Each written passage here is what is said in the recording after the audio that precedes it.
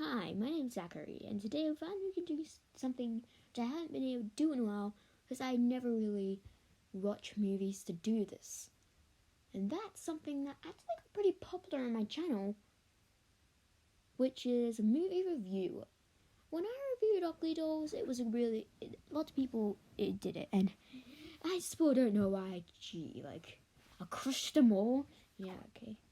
But this movie I watched was insanely dramatic.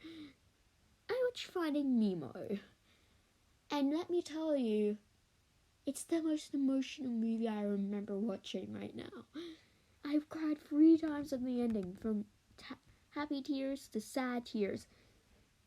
Like, the ending's so, you go through this amazing story and get so attached to the characters that the dramatic ending gets so emotional.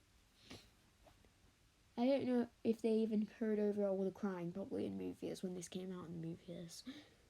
So I'm going to review it today, because I just watched the movie, and let me tell you,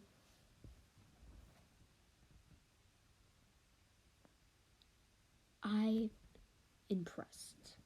So, the movie starts off with the saddest backstory I could ever see in a movie, where Marlon and wife Coral have a wonderful time until something happens and all his eggs were eaten or taken, broken, except one, and he named him Nemo after what his wife wanted to call that one of them, which sadly his wife was taken to. Very sad already. And then years later, his son's much older now, and it's the first day of school. He's completely worried. Everything's fine. He realizes it's not that bad until he finds out he's going to the drop-off. Immediately, he is panicked. He runs over and then finds that Nemo is literally on the edge of a cliff and playing around next to the edge of the drop-off. He immediately thinks that he's swimming out, and he's not, and he gets mad. All of a sudden, goes to the boat, and bad idea. The thing is, he touched the boat, and sitting back, someone called him. Marlon immediately chased after the boat with him, but soon he lost him. He kept running them. And this is where it gets somewhat emotional.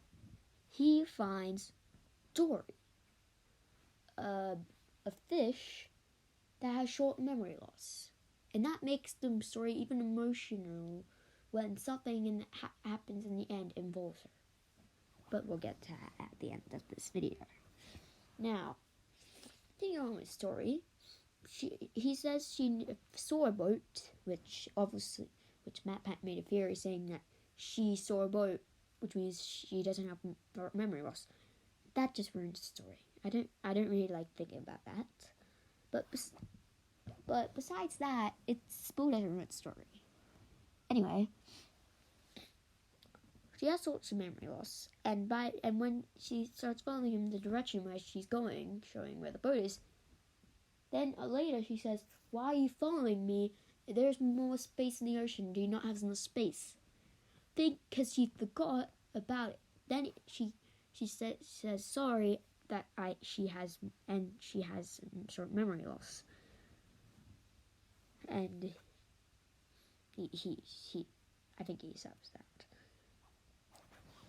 Later in the movie, I think the first encounter of something was, I think, the goggles, which ended up being with the shark.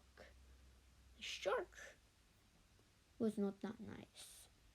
The thing is, they were scared of the shark, but then they realized that they were trying to be nice until he smells blood, because the door accident gets hurt, and he goes bonkers.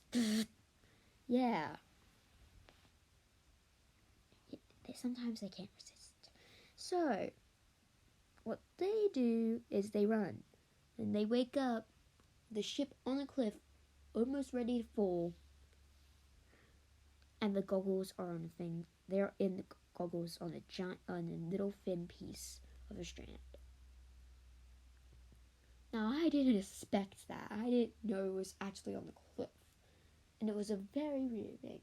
And even worse, when they went down and kept swimming down, they found something very scary. With a giant white... It was one of those things in the modern movie that I don't know what the name is, but it was kind of scary. I'm also surprised that this thing was G, because of how scary the scenes were. Like, mild scary scenes? Oh no, very scary scenes. There's also a tiny bit of blood in that shark scene. Excuse me, Disney. What are you doing? So I think next was them meeting these fish. And then I think the fish were like doing shapes and stuff. And then she ended up asking questions that Mom was trying to ask, which is, where's Sydney? Because that was what was on the goggles. That was from the diver that called Nemo. And they said, and they showed them the way. Then they found a jellyfish thing going up from the cliff, and so on and so on.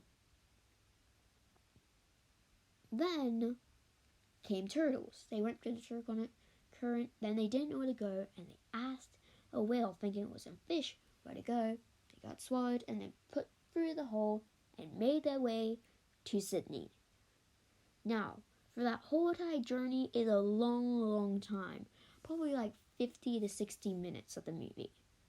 And let me tell you, it is very weirdly emotional. And it gets you really attached to the characters.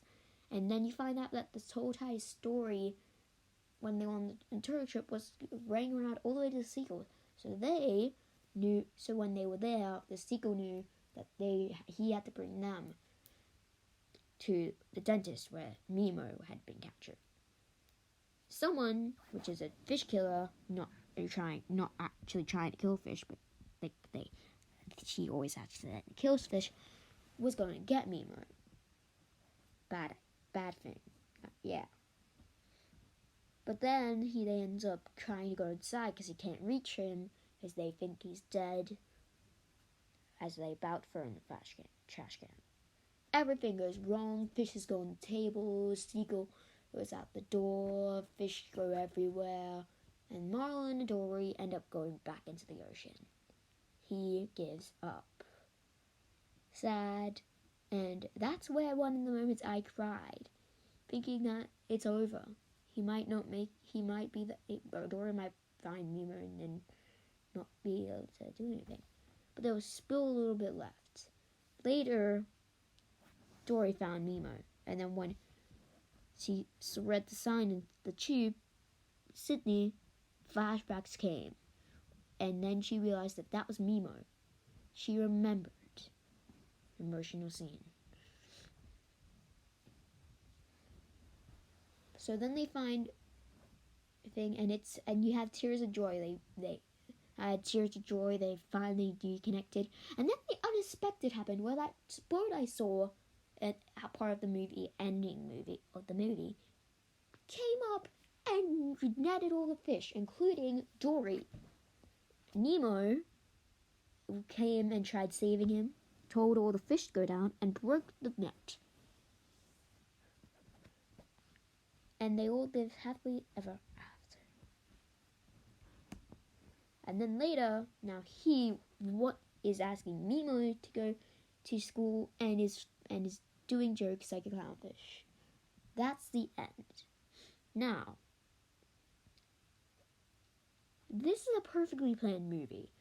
They make you get attached to the characters, all the characters, and then make it so those characters are all sad, and they've given up on all the journey that you've gone through and you're attached to on the way.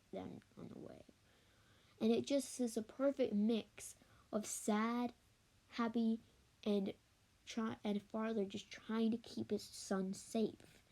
And the concept of a fish trying to keep its son safe from what happened to this other kids and his wife is just a beautiful story that lines up to be perfect that deserved what was an amazing drop-off movie that got in really high up on the leaderboard of drop-off money making. And let me tell you, the amount of money that they spent in the movie was way less higher than what they got for the drop-off. Like, they got many money from the DVDs and stuff. And I don't blame them. It's a really good movie, and I think you should watch it if you have Disney Plus. If you have Disney Plus, then use it. Don't just use a shady website. Some countries say make it illegal, where you can't use it. You have to use Netflix. Don't know why it's illegal to share a Netflix account though. Like, share it with a family, then that's kind of annoying. Anyway, what made me even more emotional was the fact that this movie was set somewhere inside my country. I live in Australia, and this was set in Sydney in Australia. In which, that was really good, because then some things from Australia I could see. Let me tell you, it's kind of cool. There's the Sydney Opera House. That's all I noticed. That's all I remembered. I think the dentist wasn't an actual dentist in Sydney. Actually, it could be. I don't know. I've never been there before. It's really far away. Yeah. So yeah, that's my review. It's not really that big, and I just explained the whole entire story. But in my opinion, I feel like you should watch it, because if you can watch it, you should. It's an amazing movie and probably took lots of time to think of. And someone tried saying that their book was the original, and Disney copied their idea. The book was made after the movie, so they didn't get any fines. They actually got a fine for copying an idea, I think, actually. So yeah.